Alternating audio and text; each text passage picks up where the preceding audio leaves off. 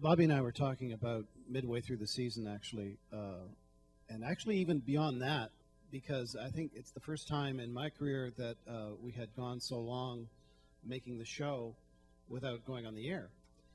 It just kind of worked out that way, and it was actually terrific for us for a couple of reasons, not the least of which are production. We were able to juggle a few things and put more on the screen that way. But Bobby and I were saying it's been about the process. We came to work every day, and we got together as a group of people and made the show that we cared about, and interacted as a team of people, almost like it felt like rehearsal. And if any, I know a lot of these people have been in a theater company. When you're in a theater company and you're working together for a long time, before opening night, you get a real sense of bonding. And our opening night was after we had been doing the show for quite a long time, and that, I really think, bonded us in such a way and cemented this cast, because it was about the process. It was about being together and doing the work, and maybe that is a magic formula, and I'll certainly look at that again. It certainly paid huge dividends for us this time around. We've really enjoyed working together.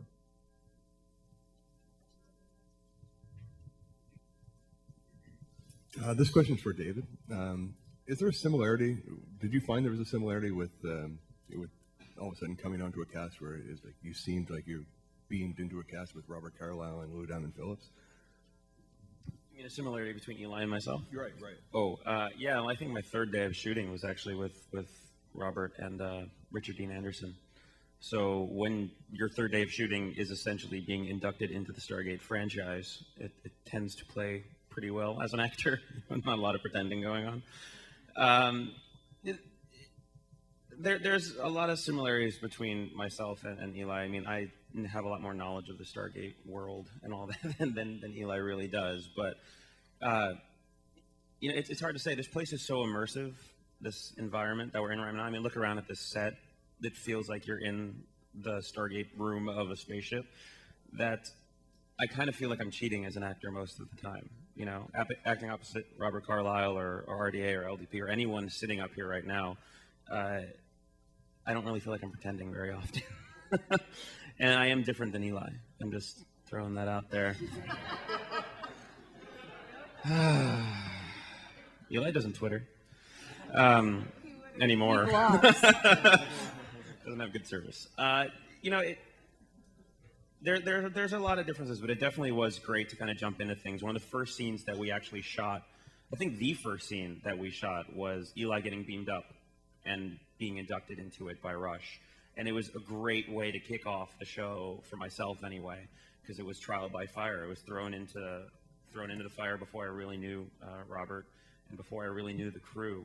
And it was in a big green screen special effects shot with Rush and Eli. I mean, it was just really just thrown into there, and we haven't stopped since. We just picked up speed. It's great. We have a follow-up from Ken Gold of Media Boulevard. Thanks. This time I want to ask Jamil and Elyse. Neither one of you has got to talk here today, so I don't want you to be left out. Can you just talk about your character for a minute? Maybe what you like best about the characters that you guys are playing in this show?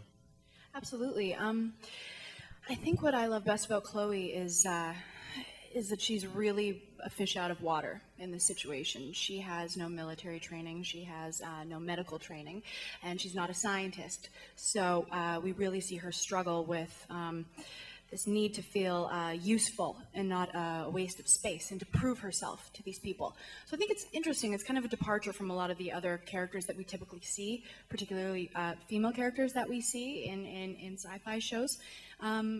She's a very a real girl, and in a way I think is kind of like, I think actually Eli as well are sort of an example of you and me in that situation and how we would cope with it. And it's really interesting to see what human beings do in extreme situations.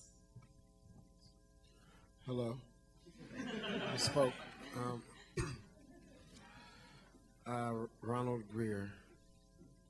He's got a lot of heart, and he's passionate about what he does, and that's something that, as an artist, that I can relate to, and that gets me going, and also him being a Marine, and me being from the States, and there being a war going on, the guys wearing what I'm wearing or wearing every day as I speak, I know I also feel a tremendous amount of responsibility to represent those individuals, and do it in a way that kind of puts my opinions about whatever I think on the back burner and bring to the forefront the humanity and what kind of makes someone like this tick.